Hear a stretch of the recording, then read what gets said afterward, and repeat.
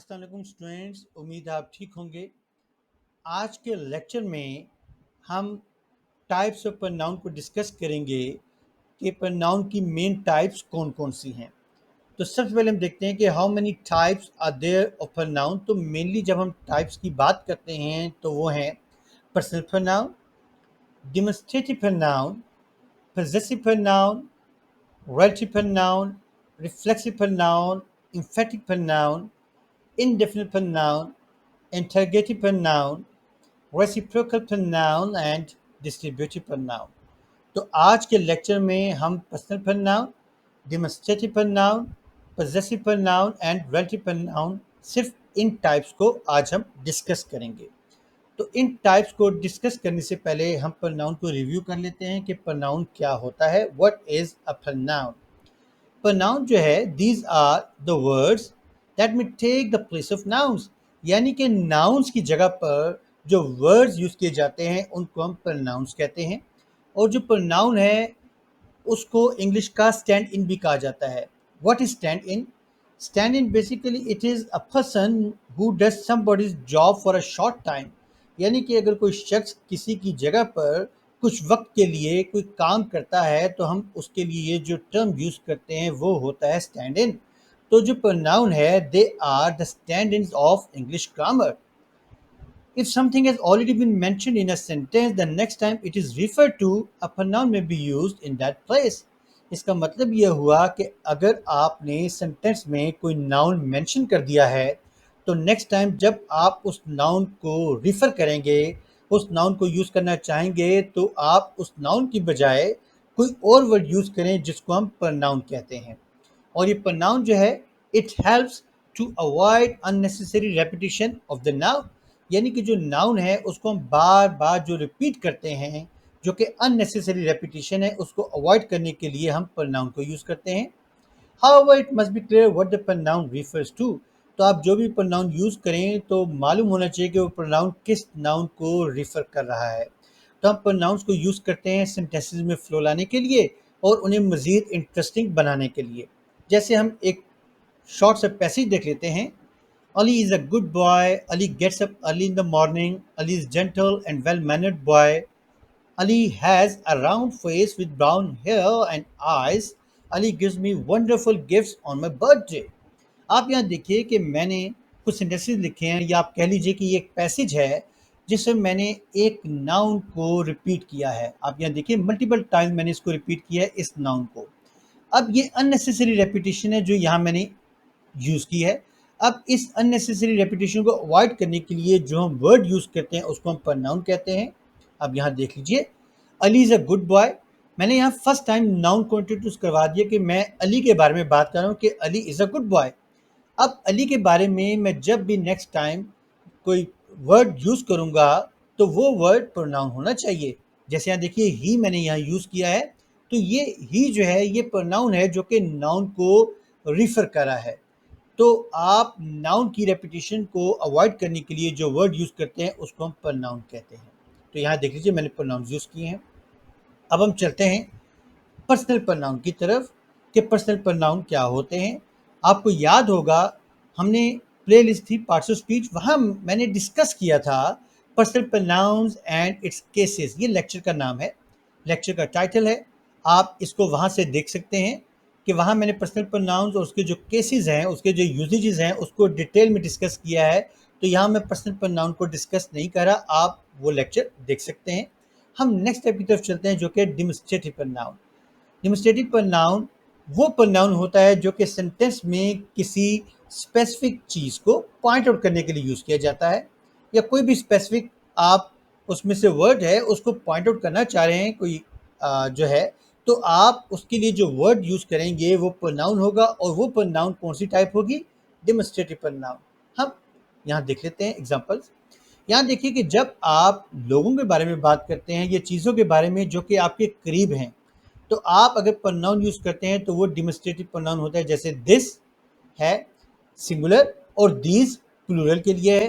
लेकिन अगर आप किसी शख्स के बारे में बात कर रहे हैं या चीज़ों के बारे में जो कि आपके करीब नहीं है, तो आप दैट यूज़ करेंगे सिंगुलर के लिए और दोज यूज़ करेंगे प्लूरल के लिए। यहाँ एक कन्फ्यूजन जो स्टूडेंट्स के अक्सर जहन में होती है कि इट और दिस, इन दोनों में डिफरेंस क्या है, ये यूज़ कहाँ होते हैं। तो this is use to introduce someone or something. जब आप किसी चीज़ को इंट्रोड्यूस करवाते हैं या किसी भी शख्स को इंट्रोड्यूस करवाते हैं, तो आप जो प्रनाउन यूज़ करते हैं वो होता है दिस, जो कि डेमोन्स्ट्रेटिव प्रनाउन है। जैसे this is my car, this is my son, this is a beautiful house.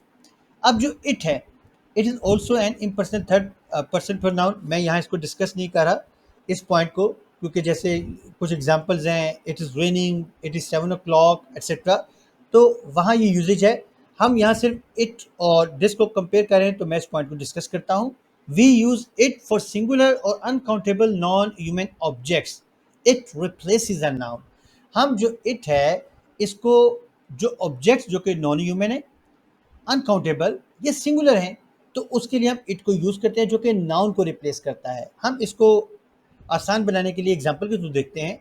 जैसे यहाँ मैंने लिखा है, यहाँ से देखिए, यहाँ तक देखिएगा, this is a car, the car is attractive. यहाँ देखिए मैंने नाउन को रिपीट किया है जो कि कार है। The car is small, the car is expensive. तो मैं इस कार जो नाउन है इसको बार बार जो है वो यूज़ कर रहा हूँ, रेपिटेशन हो रही है। अब देखिएगा, दिस इज़ अ कार, तो यहाँ जो दिस है जिसकी हम यूजेज की बात करें, यहाँ जो कि कन्फ्यूजन है, तो यहाँ देखिए कि जब मैंने फर्स्ट टाइम नाउन को इंट्रोड्यूस करवा दी, जैसे मैंने यहाँ लिखा था कि जब आपने एक बार नाउन को इंट्रोड्यूस करवाना है तो आपने दिस को यूज़ कर दिया, दिस इज़ अ कार। अब नेक्स्ट टाइम जब आप इस नाउन को रिफर करेंगे तो इसको रिपीट करने की ज़रूरत नहीं है, इसकी जगह पर आप इट यूज़ कर लीजिए। It is attractive, it is small, it is expensive. यहाँ आपने दिस यूज़ नहीं करना, क्योंकि दिस जो है वो तो इंट्रोडक्शन के लिए है, आपने इंट्रोड्यूस करवा दिया। अब इंट्रोड्यूस करवाने के बाद जब आप दोबारा से उस नाउन को रिफ़र करना चाहते हैं, तो अब की बार आप दिस यूज़ नहीं करेंगे बल्कि इट यूज़ करेंगे। तो इट और दिस का जो कन्फ्यूजन है उसको आप दूर कर लीजिए कि दिस जो है वो इंट्रोड्यूस करवाने के लिए होता है और इट जो है वो नाउन की रेपिटेशन को अवॉइड करने के लिए यूज़ किया जाता है। जब हम डिमोन्स्ट्रेटिव प्रोनाउन की बात करते हैं तो इसमें सिंगुलर और प्लूरल दोनों होते हैं, जो कि मैं आपको ऑलरेडी बता चुका हूँ।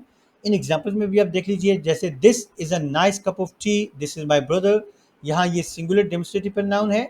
These are my friends, these are nice sofas, यहाँ जो दीज है ये प्लूरल है। That is Ali's house over there, that is my brother. यहाँ फिर देख लीजिए कि हम उन लोगों के बारे में, ये चीज़ों के बारे में बात करें जो कि हमसे दूर हैं, तो हम डैट को यूज़ करेंगे और सिंगुलर।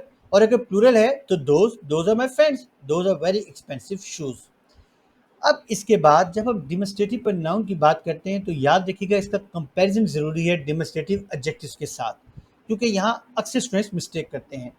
तो हम इसको देख लेते हैं यहाँ कि demonstrative pronoun takes the place of the noun in a sentence. For example, मैं कहता हूँ the book is on the table. अब बुक जो है वो नाउन है, मैंने इस नाउन को रिप्लेस करना है तो मैं अब कहूँगा this is on the table. अब बुक की जगह पर मैंने दिस यूज कर दिया, तो ये डेमोन्स्ट्रेटिव प्रोनाउन है। अब डेमोन्स्ट्रेटिव एडजेक्टिव क्या है? अगर मैं कहता हूं this book is on the table, अब मैंने दिस जो है वो यूज किया, उसके साथ मैंने नाउन यूज कर दिया, तो अब की बार ये क्या होगा? अब की बार ये डेमोन्स्ट्रेटिव एडजेक्टिव होगा। जैसे यहाँ दो एग्जांपल दिए हैं, these are my friends shoes, यहाँ मैंने दीज यूज किया है, इसके साथ कोई नाउन नहीं है, इसलिए डेमोन्स्ट्रेटिव प्रोनाउन है जो कि किसी चीज़ को रिफ़र कर रहा है या किसी शख्स को रिफ़र करने के लिए भी इसको यूज़ किया जाता है, और ये प्लूरल है। अब इस दीज के साथ जब मैंने नाउन यूज़ कर दिया तो अब ये डेमोन्स्ट्रेटिव एडजेक्टिव हो जाएगा। तो जब दिस, दैट, दीज, दोज, ये जो प्रोनाउंस हैं जो कि डेमोन्स्ट्रेटिव प्रोनाउंस हैं, अगर आप इनके साथ कोई नाउन यूज़ नहीं करते तो ये डेमोन्स्ट्रेटिव प्रोनाउन कहलाएंगे। लेकिन अगर आप इनके साथ नाउन यूज़ कर लेते हैं तो अब ये डेमोन्स्ट्रेटिव एडजेक्टिव्स बन जाएंगे। तो बहरहाल हम बात करते हैं डेमोन्स्ट्रेटिव प्रोनाउन की। नेक्स्ट हम देखते हैं टाइप, जो कि पजेसिव प्रोनाउन। पजेसिव प्रोनाउन नाम से पता चल रहा है कि पोजेशन को शो करता है, ऑनरशिप को शो करता है, मलकियत को शो करता है, जो कि यहाँ लिखा है कि it shows ownership to someone or something in a sentence. तो जब आप ऑनरशिप की बात करते हैं तो आप पजेसिव प्रोनाउन यूज करते हैं। यहाँ एक टेबल देख लीजिए, यहाँ ये प्रोनाउंस है जो कि subject, as a subject use होते हैं, ये प्रोनाउंस एज एन ऑब्जेक्ट, ये प्रोनाउंस एज पजेसिव एडजेक्टिव्स, और ये जो प्रोनाउंस है पजेसिव प्रोनाउंस। हम इसको एग्जांपल के थ्रू अभी देखेंगे। अब पजेसिव प्रोनाउन जो है इसको यूज क्यों किया जाता है? It is use to avoid repeating information that has already been made clear. एक इन्फॉर्मेशन आपने दे दी है, अब आप उसको रिपीट अगर कर रहे हैं तो उसको अवॉइड करने के लिए आपको पॉजेसिव प्रोनाउन यूज़ करना चाहिए, क्योंकि ये जो पॉजेसिव प्रोनाउंस हैं ये सेंटेंस को it makes the sentences less confusing, उसको उसमें जो कंफ्यूजन है उसको एक कम कर देते हैं। जैसे यहाँ देखिए, this is my car not your car, यहाँ देखिए रेपिटेशन हो रही है, this is my car not your car, noun की रिपीटिशन है। अगर इसकी जगह पर मैं ये कह दूं दिस कार इज माइन, अब यहाँ देखिए जो माइन है ये पजेसिव प्रोनाउन है, यहाँ टेबल में देखिएगा ये पजेसिव प्रोनाउन है, नॉट योर्स, योर्स भी पजेसिव प्रोनाउन है, तो यहाँ मैंने इस नाउन को रिप्लेस कर दिया पजेसिव प्रोनाउंस के साथ। या फिर हम एक और एग्जांपल देखते हैं, I don't have my book. अच्छा, यहाँ ये जो माई कार है, ये जो माई है या योर है, ये दोनों पजेसिव एडजेक्टिव्स हैं। यहाँ देखिएगा माई और योर, क्यों? क्योंकि इसके साथ नाउन यूज हुआ है, और माइन या योर्स के साथ हमने कोई नाउन यूज नहीं किया, इसलिए पजेसिव प्रोनाउंस हैं। यहाँ भी देखिए माई बुक ये पजेसिव एडजेक्टिव है, हिज बुक यहाँ हिज भी पजेसिव एडजेक्टिव है। अब मैं कहूँगा I didn't have my book so Ali lent me his.